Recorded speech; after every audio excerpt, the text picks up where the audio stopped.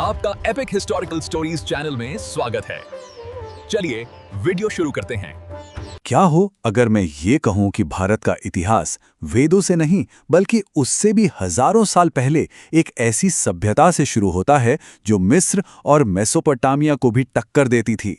देखिए, हम सबने अक्सर यही पढ़ा या सुना है कि भारतीय सभ्यता का आरंभ वैदिक संस्कृति से हुआ है ना? लेकिन पुरातात्विक सबूत एक बिल्कुल अलग ही कहानी सुनाते हैं। एक ऐसी कहानी जो उससे बहुत बहुत पहले शुरू हुई और कई मामलों में कई ज्यादा आधुनिक थी। जी हाँ, हम बात कर रहे हैं वैदिक काल से भी पहले की एक सभ्यता की, जिसे हम आज सिंधु घाटी या हड़प्पा सभ्यता के नाम से जानते हैं। ये वो लोग थे जिन्होंने आर्यों के आने से बहुत पहले ही एक असाधारण समाज बना लिया था। जैसे दुनिया की महान सभ्यताएं नदियों के किनारे बसीं, ये भी सिंधु नदी के किनारे फली फूलीं। लेकिन मजे की बात यह है कि इसका आकार मिस्र और मेसोपोटामिया दोनों को मिला दें तो भी उनसे कहीं ज्यादा बड़ा था और इसीलिए इसे सिंधु घाटी सभ्यता कहा जाता है। पर सबसे बड़ा सवाल तो ये है कि इतनी विशाल, इतनी फैली हुई सभ्यता आखिर इतिहास के पन्नों से गायब कैसे हो गई? और इसकी दोबारा खोज की कहानी, अरे वो तो खुद इस सभ्यता जितनी ही दिलचस्प है। सोचिए, 1826 में ही इसके खंडर नजर आ गए थे, लेकिन दुनिया को इसकी असली भव्यता का अंदाजा तो तब हुआ जब 1921 में दयाराम साहनी ने हड़प्पा और ठीक अगले ही साल आर.डी. बनर्जी ने मोहनजोदाड़ो में सिस्टमैटिक खुदाई शुरू की। तब जाकर परत दर परत इस खोई हुई दुनिया के राज खुलने शुरू हुए।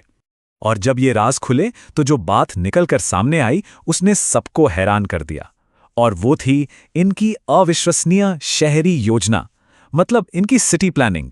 यह इंजीनियरिंग का एक ऐसा कमाल है जो आज भी एक्सपर्ट्स को सोचने पर मजबूर कर देता है। जरा इस आंकड़े की विशालता को समझिए, 13 लाख वर्ग किलोमीटर। अंदाजा है ये कितना बड़ा है।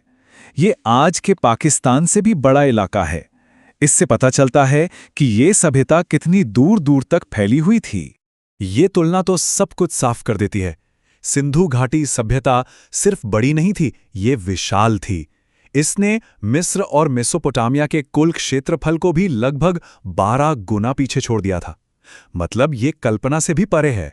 जरा 5000 साल पहले के एक शहर की कल्पना कीजिए, जिसकी सड़कें आज के किसी मॉडर्न शहर की तरह एकदम सीधी, एक ग्रिड पैटर्न में बिछी हों और एक दूसरे को 90 डिग्री के एंगल पर काटती हों। उस जमाने में इस लेवल की प्लानिंग कहीं और देखने को नहीं मिलती। ये एक बेहद ऑर्गेनाइज्ड समाज की निशानी है। और ये सिर्फ सड़कें नहीं थीं, हर घर में अपना कुआं और बाथरूम एरिया था। ढकी हुई नालियों का एक एडवांस्ड सिस्टम था जो आज भी कई शहरों के लिए एक सपना है। और एक और दिलचस्प बात, घरों के दरवाजे मेन रोड पर नहीं बल्कि अंदर की गलियों में खुलते थे, शायद शोर और धूल से बचने के लिए। ये सब क्या बताता है? ये एक ऐसे समाज की तरफ इशारा करता है जो व्यवस्था, साफ सफाई और प्राइवेसी को बहुत महत्व देता था।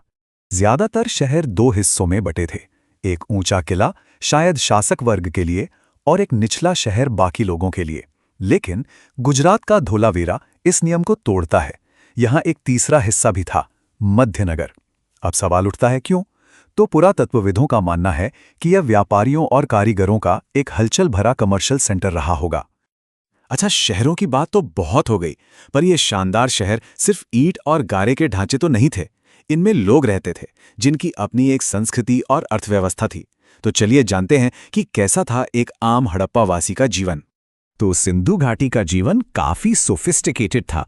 वो कुशल किसान थे जो गेहूं और जौ उगाते थे, और माहिर कारीगर थे जो कांसे के औजार बनाते थे। उनका व्यापार लोथल जैसे बंदरगाहों से विदेशों तक फैला था। और हां, वो फैशन में भी पीछे नहीं थे। सूती और ऊनी कपड़े पहनते थे और सोने चांदी के गहनों से खुद को सजाते थे। और ये सब गणित और नाप तौल की एक मजबूत समझ पर टिका था। लेकिन यहां एक सवाल और उठता है, एक इतनी बड़ी और व्यवस्थित सभ्यता, क्या वो युद्ध भी लड़ती थी? क्या उनके पास कोई सेना थी? और इसका जवाब हैरान करने वाला है। दशकों की खुदाई के बावजूद युद्ध के कोई ठोस हथियार जैसे तलवारें या ढाल नहीं मिले हैं।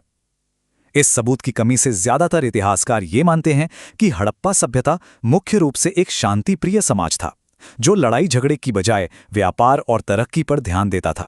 हमने इतना कुछ जान लिया है, लेकिन सिंधु घाटी सभ्यता का सबसे बड़ा राज आज भी सबके सामने होते हुए भी एक पहेली बना हुआ है। हड़प्पा के लोगों के पास एक ऐसी शक्ति थी जिसने उनके रहस्यों को आज तक सुरक्षित रखा है। उनकी अपनी लिखावट। वो एक चित्रलिपि का इस्तेमाल करते थे जिसमें तस्वीरों और चिन्हों से विचारों को दर्शाया जाता था। ये रहस्यमयी निशान उनकी मोहरों और मिट्टी के बर्तनों पर खुदे हुए मिलते हैं, जो गुजरे हुए वक्त से भेजे गए छोटे-छोटे संदेशों की तरह हैं। 400 से ज्यादा अनोखे चिन्ह पहचाने गए हैं। मतलब ये एक पूरी की पूरी भाषा है जो बस पढ़े जाने का इंतजार कर रही है। दुनिया भर के बेहतरीन भाषाविदों और कोड ब्रेकर्स की कोशिशों के बावजूद सिंधु लिपि को आज तक पढ़ा नहीं जा सका है। यह इतिहास की सबसे बड़ी अनसुलझी पहेलियों में से एक है। और यही हमें हमारे आखिरी सवाल पर लाकर खड़ा करता है। जरा सोचिए, जिस दिन ये प्राचीन कोड आखिरकार टूट जाएगा तो कौन से राज खुलेंगे?